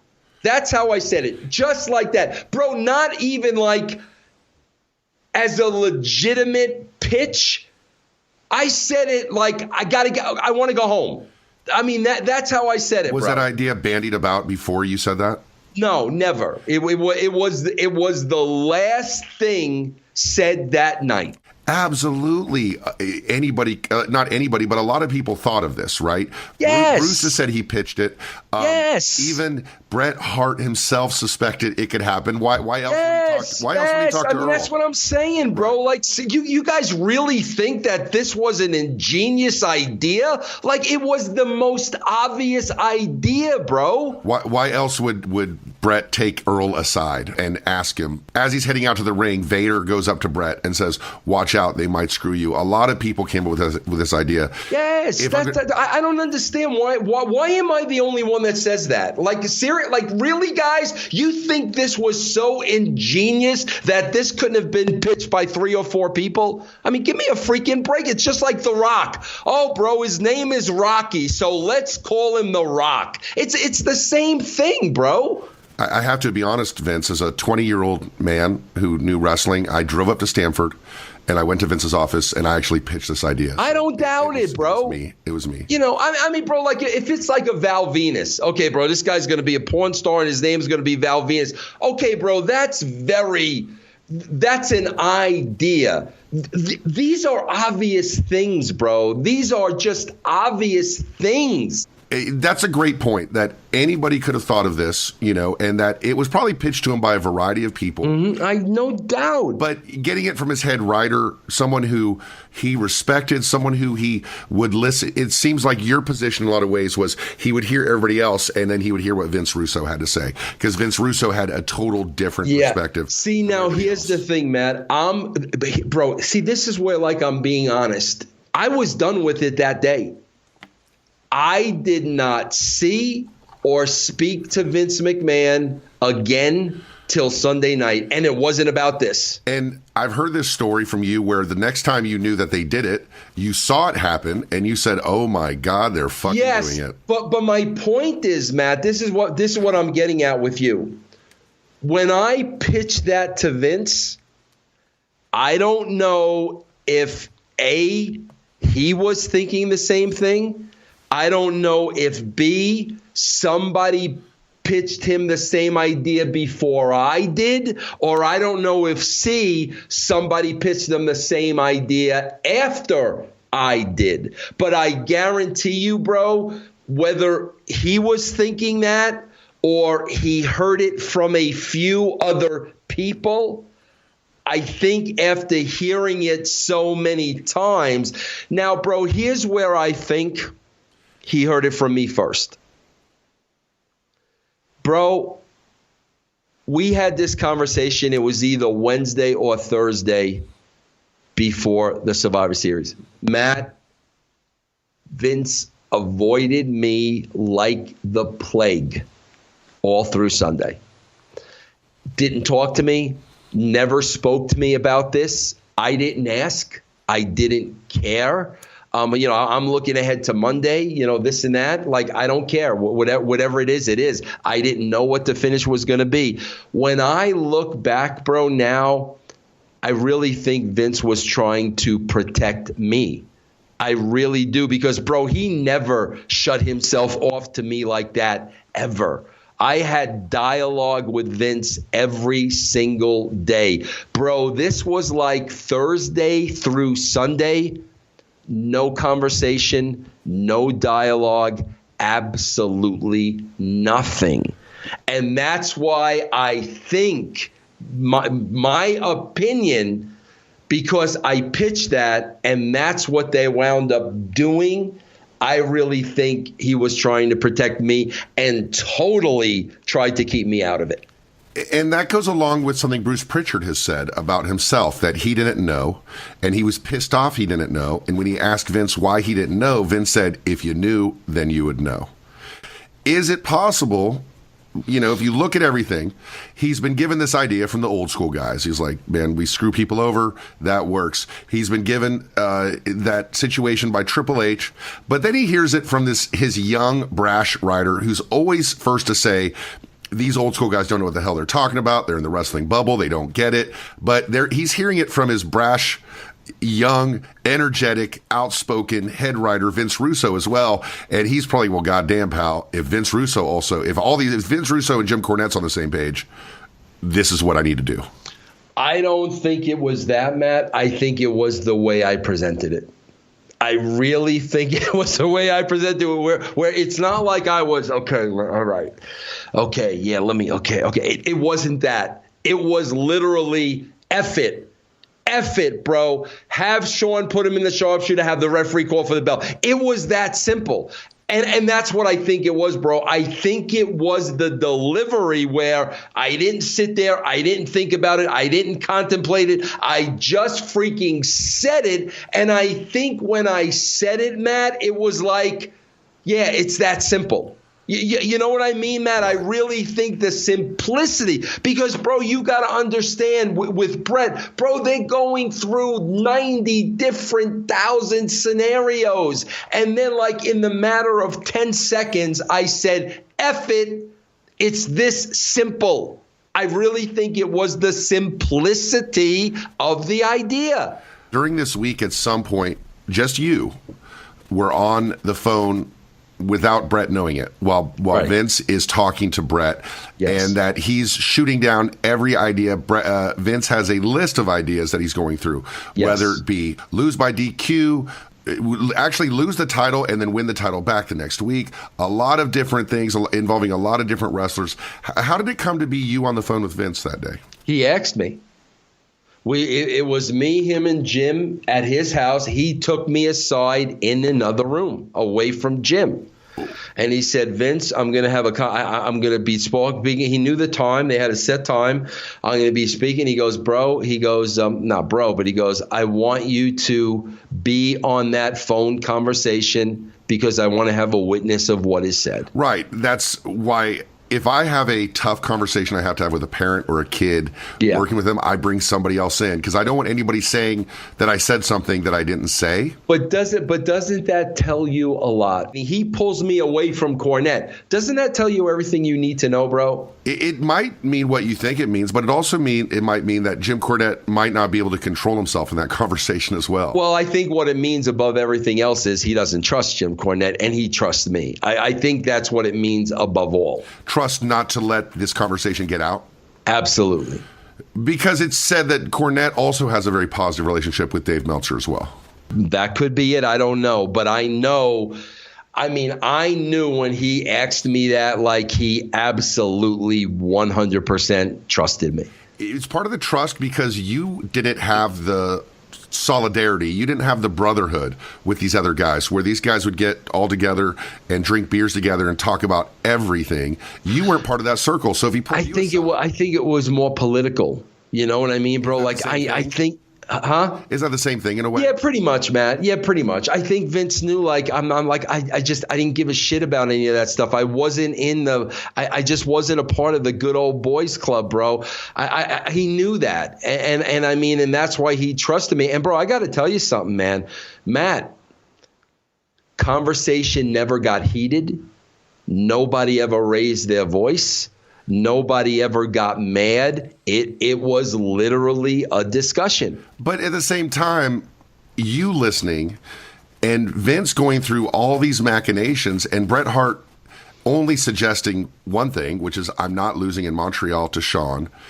Didn't you start to get more and more personally kind of frustrated or feel McMahon's frustration that 1,000%, 1,000%, man. Now I heard firsthand Vince is trying everything. I mean, Vince is pitching everything, and Bret, nope, absolutely 100%. And you've been in those situations before where you're pitching a million ideas and someone's just being a dick, right? Yeah, and bro, this has nothing to do with, bro,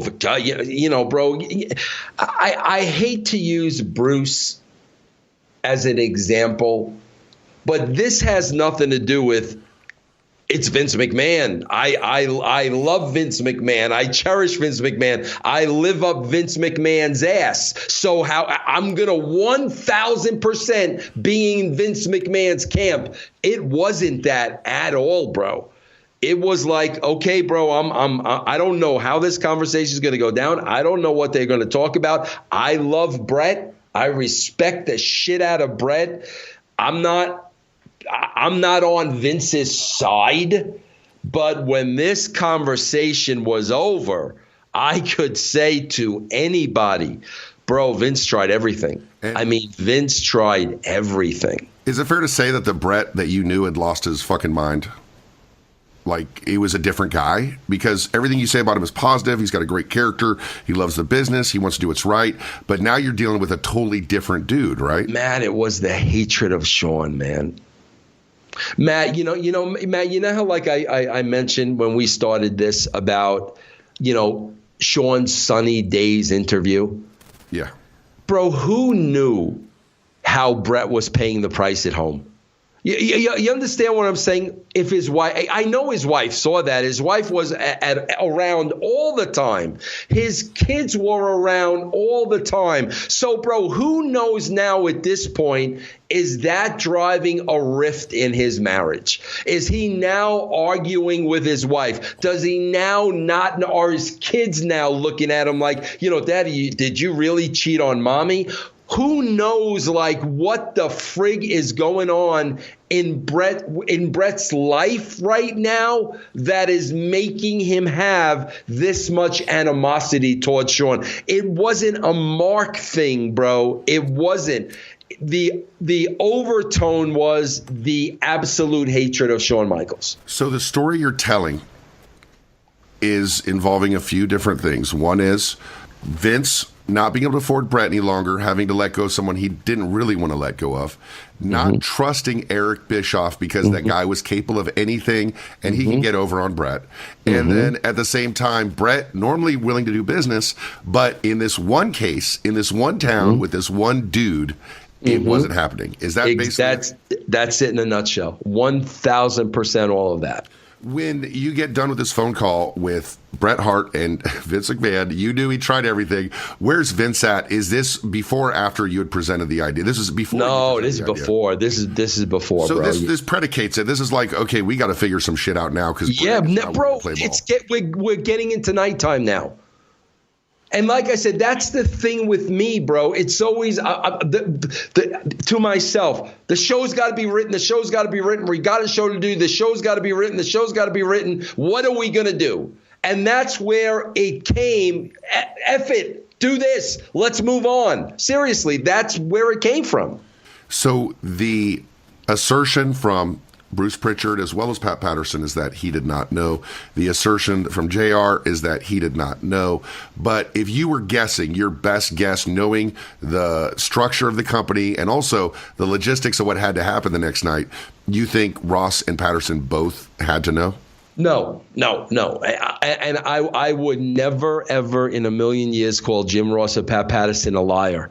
I bet you what happened, bro, was Vince presented that to them. And you know, when they left that room, it's not like it was decided on that this is what they were going to do. I guarantee you Vince presented that to them. And I guarantee you, bro, I don't know anything about this now. I'm just guessing, but I guarantee you both of them probably without a shadow of a doubt felt very, very uneasy. And I guarantee you, you know what Vince said? What's that? Give me something better. Right. Give me something better, guys. Give me something better. And I guarantee you neither one of them probably could have. So they probably left that meeting unknowing of what Vince's decision was going to be. Now, at some point, the decision was made, and it was probably a small circle of people that knew. According to a lot of people, the only people that would know would be Shawn Michaels and Earl Hebner. Anybody else that you know of that knew exactly what was going to happen? Bro, I've heard rumors, and I don't doubt this for a minute. I've heard rumors that Jack Lanza knew. And the reason why I don't doubt that for a minute, bro, if there was ever anybody in the business that would never say a word about anything, it was Jack Lanza. And you know, Jack Lanza would be one of those guys that, you know, Vince would not going to him often. I mean, Pat was his go-to guy. You know, JR was his go-to guy. But if once in a while it was something important, I could very well see Jack Lanza as being a guy because he would never – he was old school, would never say a word. And I've heard that he knew. There's a scene in Wrestling with Shadows, which is fantastic, when everybody's outside in the hallway and Bret's wife is losing her mind on Hunter. If you watch it, you can see the future Triple H handling it like a boss. He goes, I swear I didn't know. I swear to God I didn't know. I'm sorry I didn't know. I'm sorry you feel that way.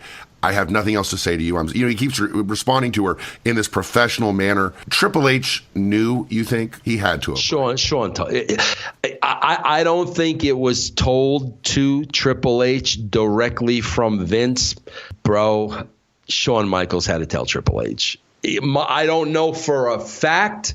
All I know is the friendship and the relationship. Bro, if I was Shawn Michaels, I would want somebody to know. Because I don't know what Bret's going to do. That's somebody I would want to know would be Triple H. Somebody's got to have his back out there, bro. Bro, Sean, there was a pussy side to Sean. I mean, there really, really was. And I guarantee you, bro, there was a side of Sean that was afraid. Like, bro, Sean knew Bret could kick his ass. Sean asked Jerry Briscoe to show him some holds. Yeah, that's what I'm saying. The day, like you're going to learn in a day how to protect yourself. Yeah, bro. So, like, somebody had to know that could have Sean's back. So again, everything that I tell you here, bro, is just my experiences with the players and how I think those players would react. What about this moment being a big moment for Triple H, where it's understood that he knows that he would had to have known to back up Sean, the way he handled himself in the hallway, the way he kept the secret? Was this maybe a moment where Vince McMahon saw what Triple H was made of as a human being? You know what, bro? I think that happened with the curtain call. I think the way Triple H handled that situation when everybody was shitting on him, I think that probably caught the eye of Vince McMahon. Let's talk about that day. What is your job that day? Pay-per-view as usual, bro. I'm not asking about the finish. I don't care about the finish. I really don't. Like you said, Bruce won. I had no interest. I didn't care. You're not curious as to how. I'm really not. I'm really not. It's a show, bro. I've got to produce this show. We got our backstage vignettes. It's business as usual. Now, bro, when the match is in the ring. Yes, bro, now I am going to take a seat and I am going to watch how this thing plays out. Absolutely, because I don't have a clue. During that day, during that match, there was a lot of curiosity among people in the WWE as far as how the finish was going to go. What was Bret going to lose? Was Sean going to lose? Well, you said things were as usual, but was there a different kind of energy? There was tension. No, there was tension. It was very quiet. It was not a fun-filled atmosphere as they usually are. The boys weren't joking around. The backstage area had a very, very serious tone to it, no doubt. The match begins. And it starts outside the ring, and everyone's kind of pointed to that as a way of saying that maybe Bret Hart wasn't so eager for it to get in the ring. McMahon comes out and is at ringside, which is strange. Did you feel that was strange that Vince wasn't announcing that day that he was at ringside? God, man, I swear to God, when you mention that now, like I don't even think it dawned on me. Because he would normally be announcing, but he comes out during the brawl and yells at them to get it back in the ring, and then Vince is at ringside for the rest of the match. That was very unusual, and also Vince wasn't someone who was known as a character at that time. He was still the announcer and the person that most of us knew owned the company, but that really was unusual, was it not? Yeah, it was. It definitely was. After that brawl happened, Bruce Pritchard is in the gorilla position, and he was screaming in the headset, they need more security at the ring. Do you remember anything like that going on? I wouldn't have been there. I was watching on a monitor. I was not at the gorilla position, but that's very, very, very significant because that tells me Bruce knows something. Right. I mean, that maybe he's figuring out as it goes along, or as soon as Vince goes out there, he's... bro, Bruce is a smart cookie, man. Bruce is a smart cookie. When Vince went out there, I believe Bruce saying he didn't. I believe Bruce. I don't doubt Bruce for a second. When Vince went out there, if that's what Bruce said on headsets, he knew. He's now figuring this thing out. Yeah, he's been around wrestling a long time, and he knows. Yes. And, and Bruce Pritchard more than anybody else knows how to read tea leaves, right? Yes, sir. Yes. Yep. So you're watching at the monitor at the moment where there is a sharpshooter put on Shawn Michaels, turnabout fair play, but then Hebner makes that awkward gesture to the ringside for the bell to ring. McMahon yells at the bellkeeper to ring the bell, and the match is over. What is your instant reaction? As soon as Sean put him in the sharpshooter, I sat there and I was like, holy shit, he's going to use that finish that I pitched in the meeting. I was like, holy shit, he's going to do it. And then it dawned on me, that's why he's not spoken to me. That's why I've had no contact with him. He was trying to keep me as far away from this as possible. As soon as Sean put it on, I'm like, holy shit, like, that's it. And freaking Taker was sitting next to me, and I remember Taker got up, hit the chair he was sitting on across the ring. And all I could think about was, if freaking Taker would have known that I was the guy that said, F it, do this, he would have killed me. He would have absolutely killed me. That's how hot Taker was. This happened. Taker did not know. I could tell you, one guy that did not know what the finish was The Undertaker. Well, Taker has a big role backstage after this happens. Yes, great point, Matt. Great point. And maybe that's why he's pissed off, because he felt he should have known, right? He had laid down that edict before to Bruce that he would never be worked again. And it goes to show that as soon as this happens, Hebner makes the gesture. McMahon quotes, quote unquote, he says, ring the bell. McMahon, quote unquote, ring the fucking bell. And then the bell rang the moment Bret grabbed the leg. It said that Pritchard starts screaming in the headset, that's not supposed to happen in a way that this isn't supposed to happen. That's not the way it's supposed to happen. This isn't. Guys are waiting backstage for a run-in. Owen Hart and Davey Boy Smith are waiting for their run-in. Mike Chioda is waiting to run in because he's supposed to be the second referee that's going in. No one knows what's going on. What is the scene with you watching on the monitor with all the boys? Shock. Bret Hart just got screwed. You don't do that. You don't do that, bro. That's why, bro, Matt, it goes like to today. I just talked about this a couple of weeks ago. Everybody's thinking, Enzo and Kaz stormed Ring of Honor. Guys, that doesn't happen. You don't disrespect the other boys like that. The boys don't disrespect the boys. There is a code, bro, and it's their code. It's not my code. It's their code. I'm a writer. I'm not one of the boys. And that was it. One of the boys just screwed one of the boys. The promoter just screwed one of the boys. I mean, it's all that wrestling. It's all that wrestling tradition, bro. That's what it is back there. You're backstage. Taker has thrown his chair. He's storming off. Meanwhile, on the screen, Michael's selling a little too much, maybe, that he's angry about it. Vince says, pick up the fucking belt and go get the fuck out of here, quote unquote.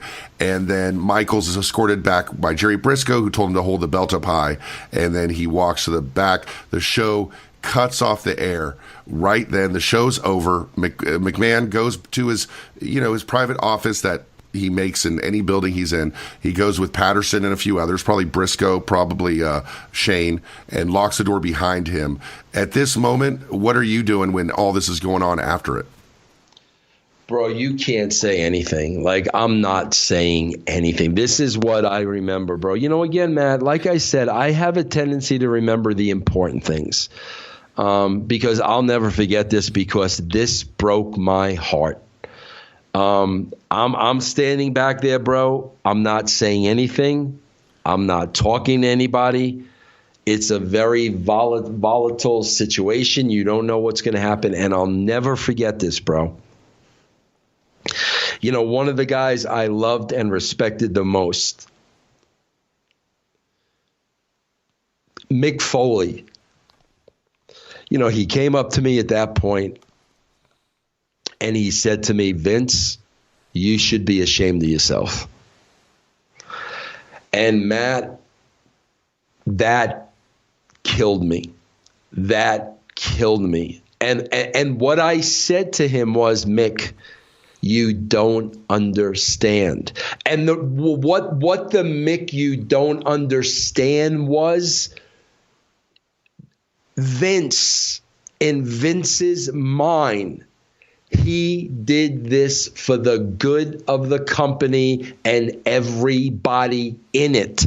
The boys are looking at it like one of the boys just got screwed. That's how Mick Foley's looking at it. I understand that, bro. I get that. There's a code. There's an ethic. You don't break that. I understand. So I know where he's coming from. I understand it. But what he doesn't understand is why, from a business point of view, why did Vince feel that he had to do that?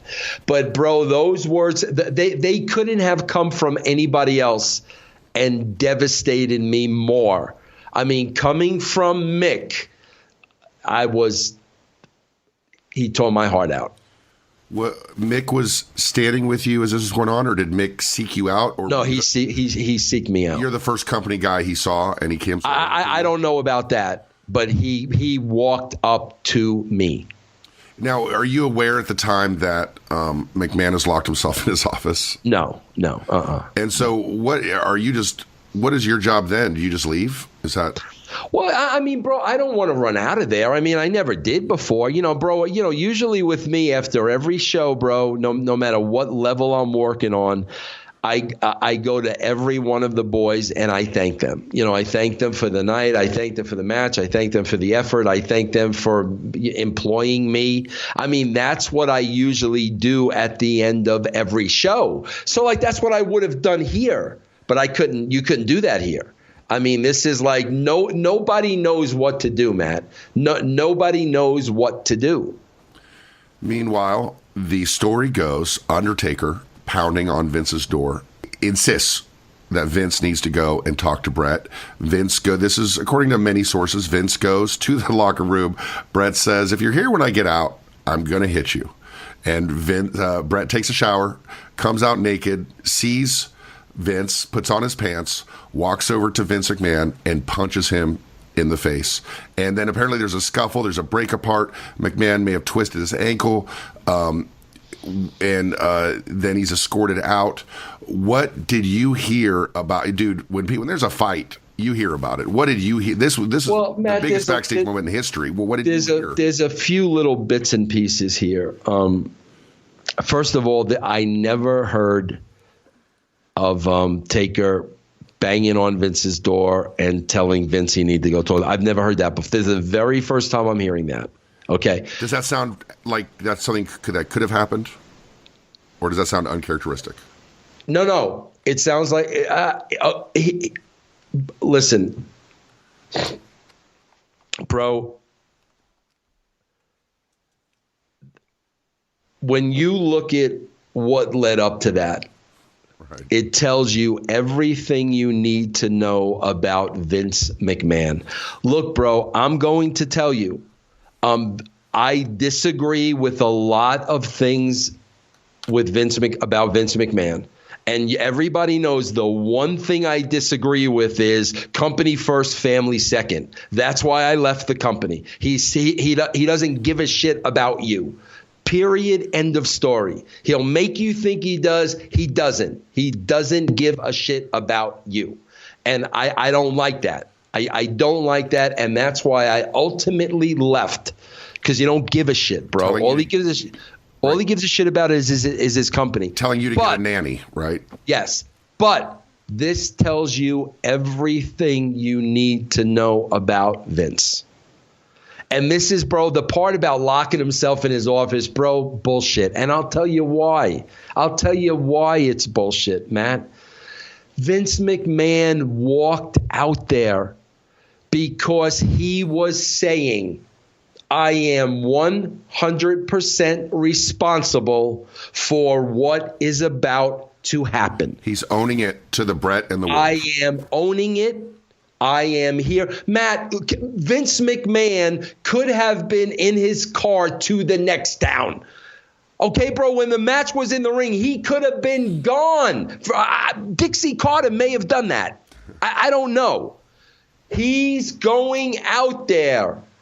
I am responsible for this. This is my call. I am owning this. Bret, do not blame Sean. Do not blame Earl. Do not blame it. You blame me. Bro, whether you like him or not, that tells you everything you need to know about the man. Now, the story I hear, which is I never doubted for a second, because this is Vince, man. When it's over, it's done with. And the story I heard was Vince McMahon said to Shane, you let him hit me one time and then you step in. And Vince McMahon walked to Bret's locker room, getting the receipt, getting what he knew he had coming to him for what he did, and basically telling Shane, you give him one shot. I'm giving him his one shot, and then you need to break it up.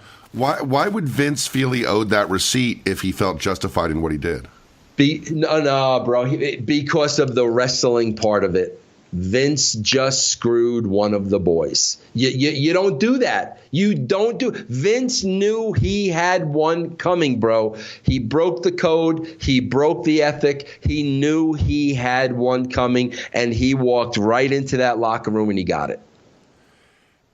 Do you think that Vince did that maybe be a bit more of a sympathetic figure? No, not at all. I think Matt, that was 100% between Bret and Vince, 100% their relationship, their history. That was a man-to-man thing, bro. That was a man-to-man thing, bro. I got one coming, and I'm going to take it like a man. You know, we're talking about a guy who doesn't sell anything in real life. He doesn't sell when somebody hurts his feelings. He doesn't sell 2 torn quads in a ring. Like, this guy doesn't sell anything, but he's allowing himself to be seen by the boys and cameras walking out of that dressing room, dazed and confused, selling that he got punched, showing the black guy on TV. Uncharacteristic for the Vince that you know, right? Well, Matt, I didn't see any of that. I'm not privy to any of that. I don't know any of that. What I do know is the next day in the production meeting, they all wanted to carry on like that never happened. Here's another clue why this wasn't a work. They all wanted to sweep it under the rug. It never happened. We're going on with business as usual. We're not going to talk about this. We're not going to address this. It never happened. That's what everybody wanted to do, bro.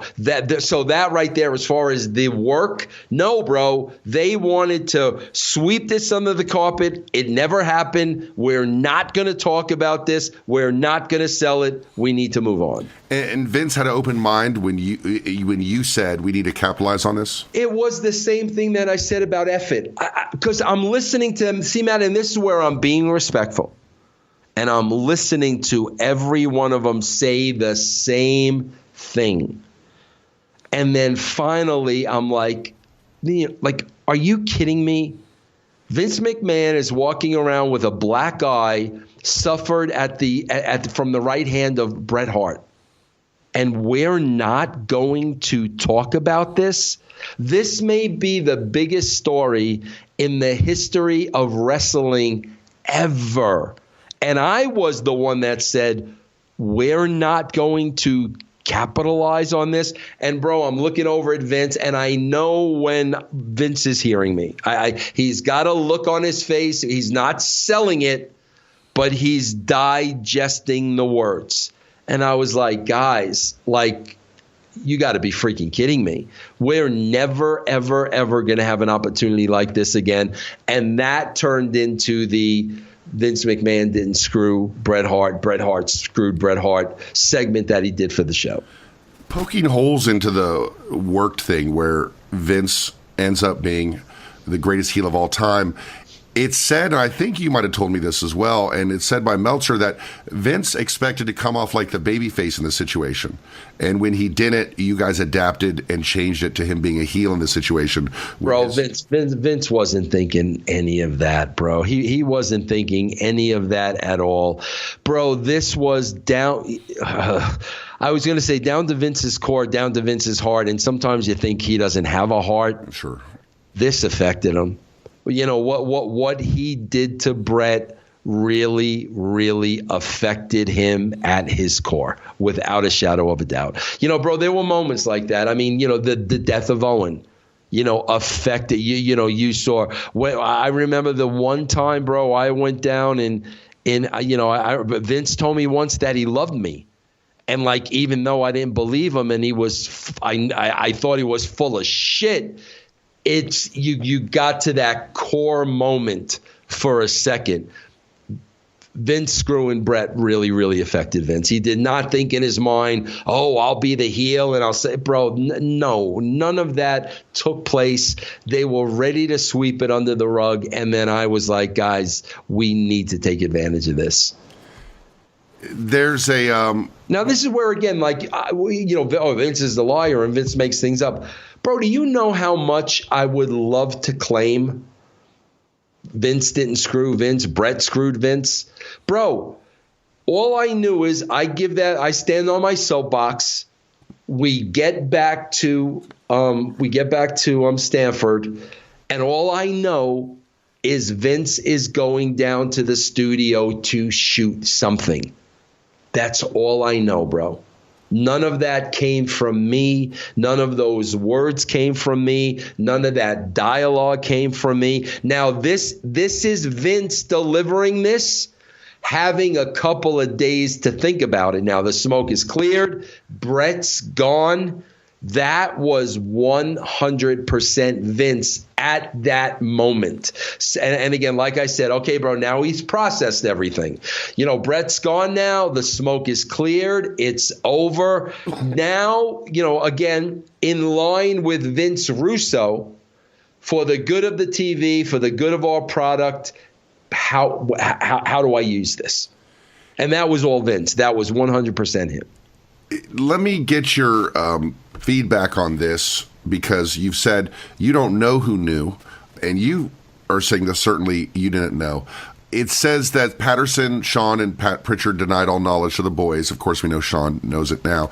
Everyone denied it, but it was clear everyone had to know, from the production truck to go off the air several minutes early, to the director to get the shot perfect, to the sharpshooter where you couldn't see Bret's face not to quit, to Hebner in particular, to the ring announcer to get the announcement so quickly, to the man handling the music to have Michael's music all queued up, to the agents who are surrounding the ring knowing the possibility of something unpredictable happening. You've said that it's possible that Pritchard may have adapted and figured it out, but in your deepest opinion of it, do you think that the circle was kind of big at this point of who knew? No. I think Kevin Dunn knew. I think, again, bro, Vince is TV. And with what's going on, we were still producing a television show. I don't think Vince would have kayfabed the director of the show. So when you talk about the shots and this, that, and the other thing, there's no doubt in my mind that Vince smartened Kevin Dunn up. Did you talk to Vince about the incident after it happened personally? No. Why not? God, man, I swear to God. Bro, when I tell you, I don't get involved in the freaking gossip and the drama. Like, bro, I'm always we got a show to do. Like, I'm always the guy thinking about the show. Now I'm figuring, bro, it's probably something Vince does not want to talk about. I'm not interested in the drama and how did it go down and how did he hit you? Was he naked? I'm not interested in any of that. But probably more than anything else, bro, like, I know, like, Vince doesn't want to talk about this, and my job is we've got Raw Monday night, and bro, something really, like, here's what's I'm assumed with at this point. Mick Foley's threatening not to quit. Mick Foley's threatening, I'm not coming tomorrow. That affects the show.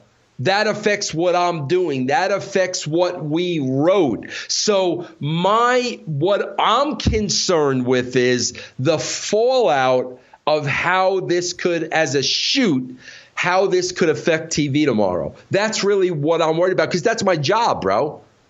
With you going forward with the creative of the WWF after this, where were the other guys at? Like with Cornette, was he on board with going forth with talking about it, or was he someone who just said, I don't want to deal with this anymore? They all said that. They all said that. Pritchard, Patterson, Cornette, Ross, they all. You know what it is, Matt? Can I tell you something about wrestling? And I'm telling you, bro, I know this from 25 years of experience. When something real happens in wrestling's a work. Everything's made up. It's all make-believe. Matt, when something real happens, nobody knows how to handle it. I'm telling you, bro, I don't know if it's that they weren't equipped, or because they live in this world of fiction that when all of a sudden reality happens, bro, they don't know how to deal with reality. They don't. I mean, bro, I'm going to bring you back to this week. Like everybody else, I'm reading about Sasha Banks. Okay? Bro, if that's me, that's on the show. That's part of the show, and you're using the term Sasha didn't want to do business. That's the term you're using. Now, the marks know what you're talking about. The casual fans may not know what you're talking about, but now they're intrigued. What does that mean? She didn't want to do business. What does that mean? That's what I'm doing. That's part of the show. Bro, when reality happens in wrestling, bro, they run the other way. Bro, you would have never saw the Kurt Angle, Jeff Jarrett angle at TNA if I was not there. You would have never saw that in a million years. They wouldn't have touched that with a 10-foot pole. I'm telling you, Matt, it's the weirdest thing. They don't know how to handle reality. And there's certainly a lot of reality in this episode of Truth with Consequences, covering the Montreal Screwjob, hopefully on your farewell tour as you go into retirement after this year from wrestling. Hopefully, if everything goes the way you want it to. Let's put a bow on the Montreal Screwjob. And now we talked at the beginning on the legacy as far as how it affected wrestling and booking through the Attitude Era. Looking back 22 years later, what do you think when you describe the Screwjob to somebody, if you had to, what would you say happened? Number one, outside of the death of Owen Hart, far and away, my very darkest, worst day in the wrestling business. Big picture, the absolute best thing that could have ever happened to the business at that specific time. Well, that's awesome. And we'll see you next time on Truth with Consequences.